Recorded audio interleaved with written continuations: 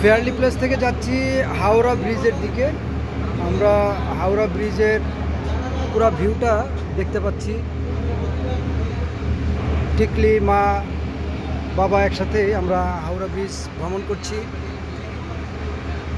হাওড়া ব্রিজটা আসলে একটা দৃষ্টিনন্দন স্থাপত্য বলা চলে, যেটা এশিয়ার মধ্যে একসময় সবচেয়ে বড় প্রভাবশালী ব্রিজ ছিল, যেটা খুঁটিবিহীন টানা ব্রিজ যেটাকে বলা হয়।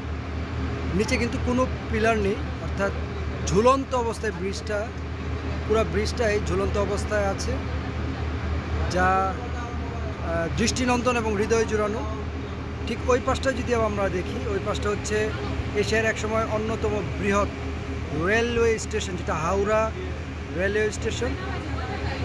একেবারে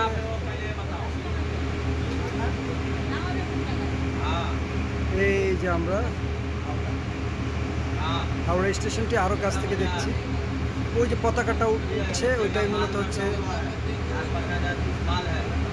হাওড়া স্টেশন।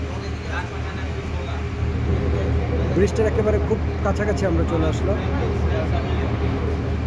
পুরো ব্রিজটা যদি আমরা এক নজরে দেখি, এই যে পুরো ব্রিজটি, এই যে পুরো ব্রিজটি আমাদের চোখের সামনে এখন দৃশ্য।